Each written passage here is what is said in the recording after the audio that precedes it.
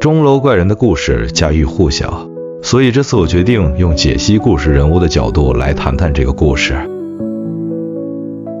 凯西莫多从出生起就注定了悲惨的命运，他是一个因严重畸形而被亲生父母遗弃的婴儿。当时的巴黎有许多像他一样的妻儿被丢弃在教堂门口，而凯西莫多便是其中之一。他被抛弃在巴黎圣母院的台阶上，被教堂的神职人员发现。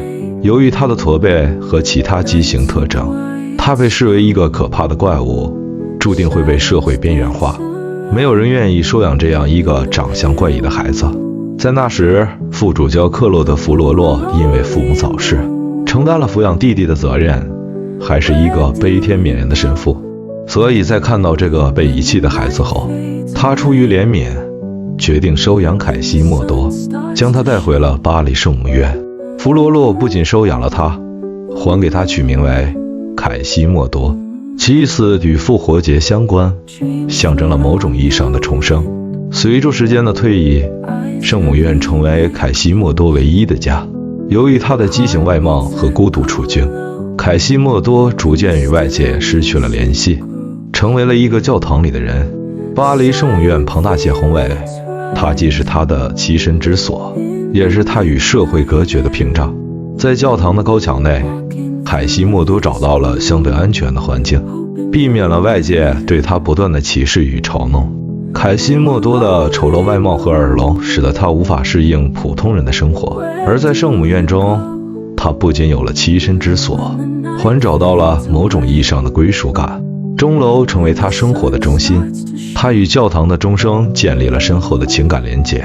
他每日负责敲响圣母院的大钟，与钟楼共舞的生活使得他与这座教堂融为一体。圣母院的钟楼不仅是他工作的地方，更是他的灵魂栖息之所。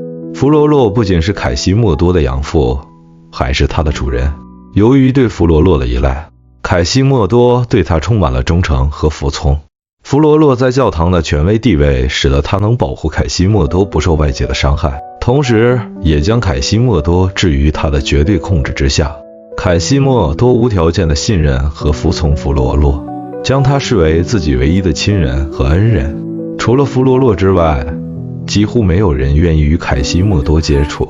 在外界的眼中，他是一个怪物，不应出现在正常人的世界。圣母院的庞然建筑让他与外界隔绝，教堂的高墙也保护他免于承受外界的恶意，却也将他永远都困在了孤独之中。凯西莫多虽身在圣母院，却与世隔绝，他只能通过教堂的钟声与这座城市建立某种联系，远远地注视着那些他无法真正参与的生活。在巴黎圣母院中，副主教弗罗洛·克劳弗罗与囚中人凯西莫多·克罗斯莫多之间的关系十分复杂，既有收养者与被收养者的关系，也掺杂着控制与依赖的情节。弗罗洛在凯西莫多还是婴儿时收养了他。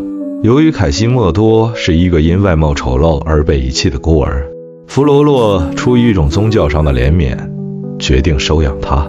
因此，早期的弗罗洛表现出如父亲般的关怀和责任感。凯西莫多从小在弗罗洛的照顾下长大，并且对弗罗洛充满感激和敬畏。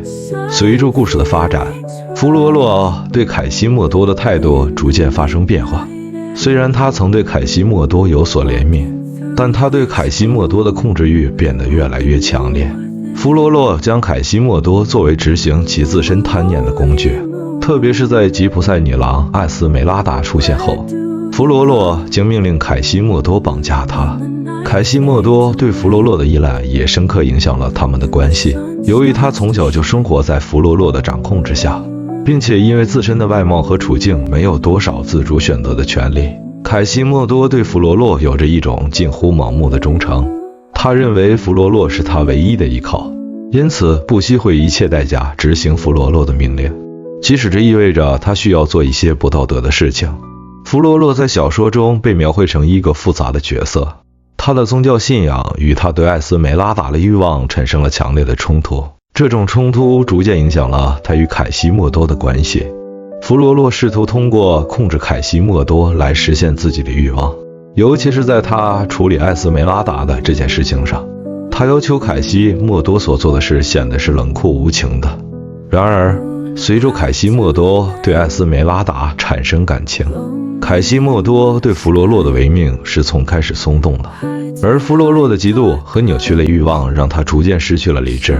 他不仅害了艾斯梅拉达，也背叛了凯西莫多的信任。就是这种背叛，最终将弗罗洛推向了毁灭之境。故事的高潮部分集中在弗罗洛的背叛以及凯西莫多对他最终的复仇。在艾斯梅拉达被判死刑并最终丧命后，凯西莫多终于意识到弗罗洛的自私和残忍，他深受打击，既为艾斯梅拉达的死感到痛苦，也为自己一度忠诚于弗罗洛感到悔恨。在看到弗罗洛冷漠地嘲笑艾斯梅拉达的死亡后，他终于意识到他曾经视为父亲和保护者的弗罗洛不仅毁了艾斯梅拉达，也毁了凯西莫多自己。于是凯西莫多在盛怒之下将弗罗洛从圣母院的高处推下，并导致弗罗洛死亡。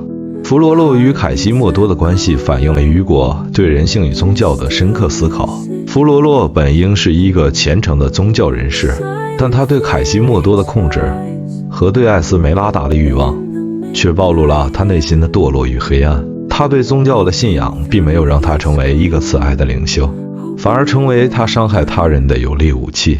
凯西莫多的角色代表着纯真和忠诚，尽管他外表丑陋，但他内心善良。然而，这种善良在弗罗洛的压迫下显得脆弱和无力。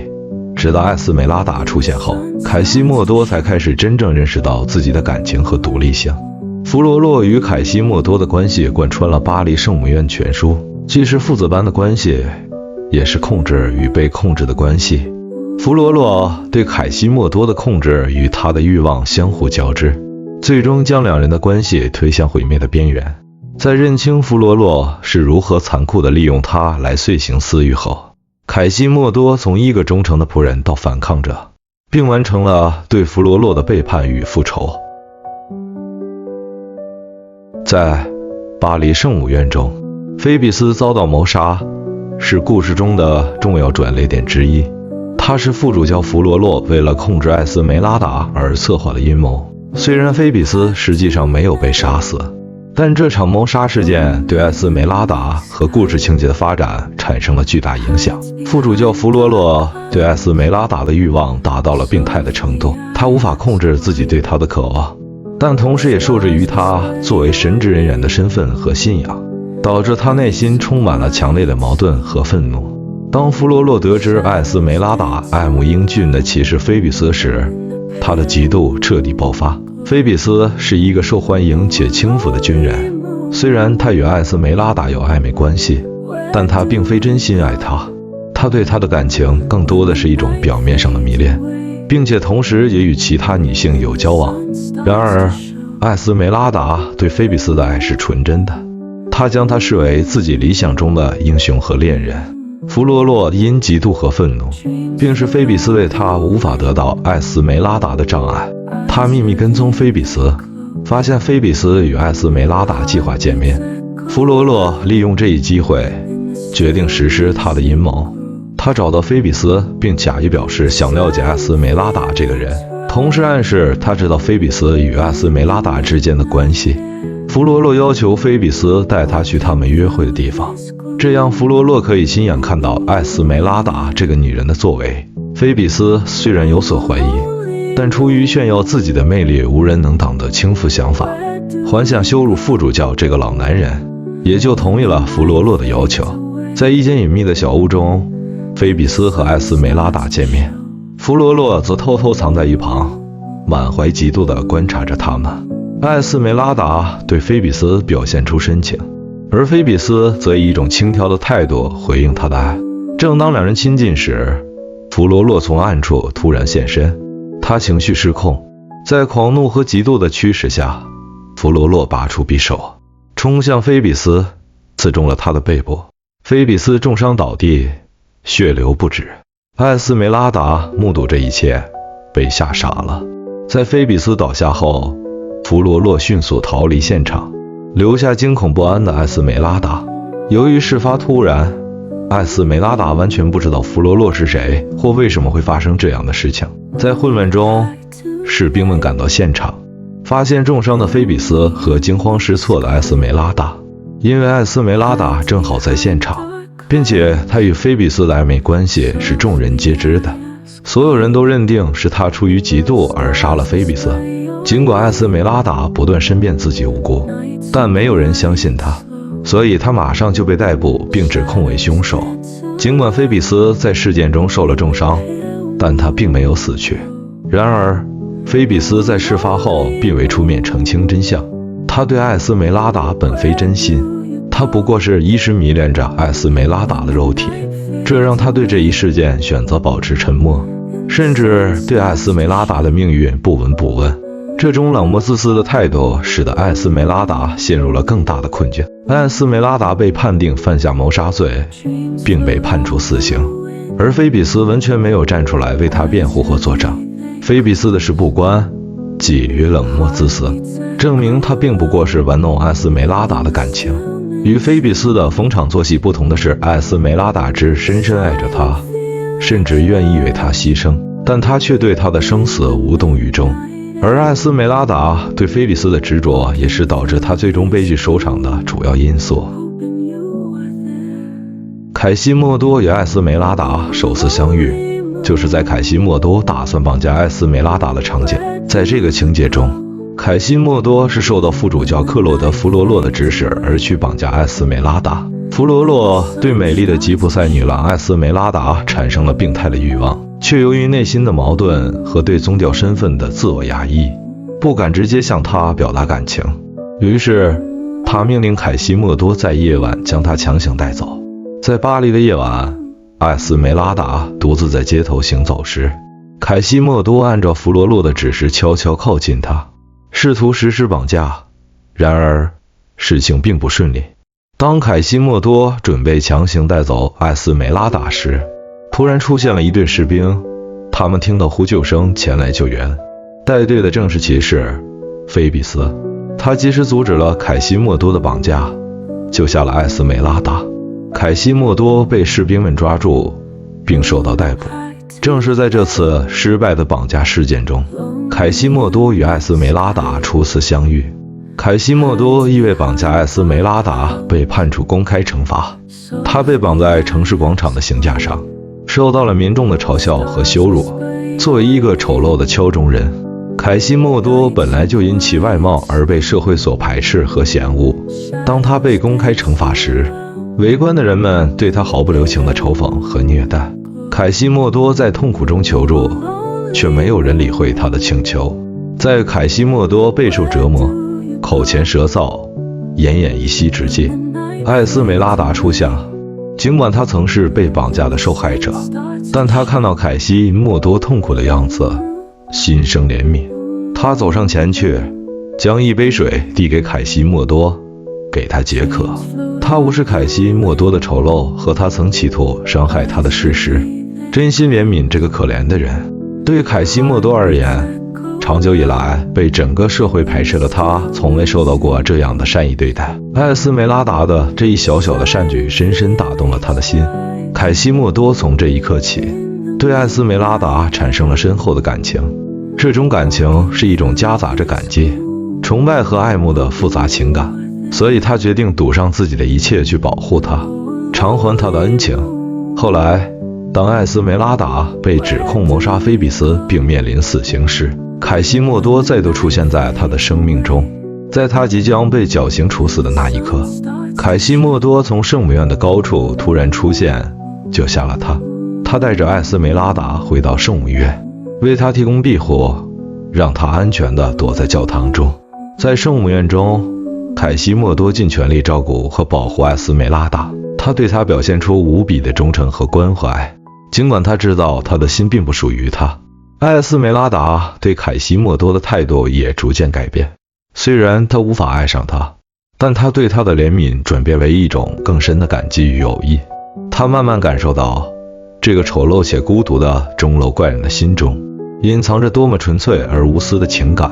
凯西莫多对艾斯梅拉达的感情是一种深深的爱慕与崇敬，他并不期待她的回报，而是选择默默守护她，甚至愿意为她付出生命。相对于他的爱，艾斯梅拉达对凯西莫多的情感更复杂。他对他感到感激，但他心中深爱的仍是菲比斯。凯西莫多并不是他心目中的骑士或英雄，但他用行动证明了自己的忠诚和勇气。在圣母院的庇护中，两人有了短暂的平静相处的时光。艾斯梅拉达渐渐意识到，凯西莫多并不是人们所说的怪物，而是一个有着敏感心灵和丰富情感的男人。尽管他们之间没有浪漫的爱情，但他们之间建立了一种相互依赖和尊重的深厚情感，尤其是在面对残酷命运时。但最终，命运还是无情地抛弃了艾斯梅拉达。当艾斯梅拉达拒绝屈服于弗罗洛的威胁时，弗罗洛对艾斯梅拉达病态的爱转化为恶毒的伤害。他背叛了她，并让艾斯梅拉达被捉回去执行死刑。在艾斯梅拉达被处决的那一刻，凯西莫多将所有的愤怒与痛苦都算在弗罗洛身上。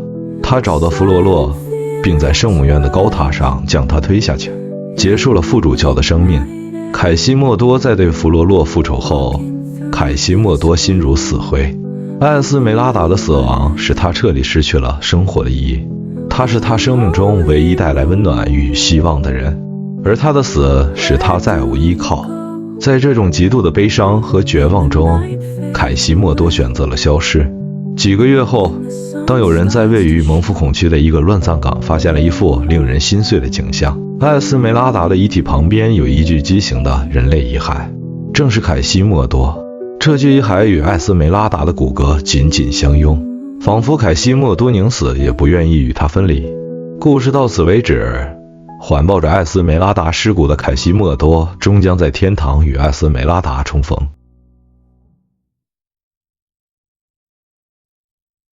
好了，今天就先说到这了。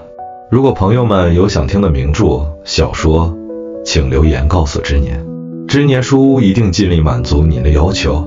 朋友们也别忘了订阅、点赞并开启小铃铛哦。知年在此谢过各位朋友。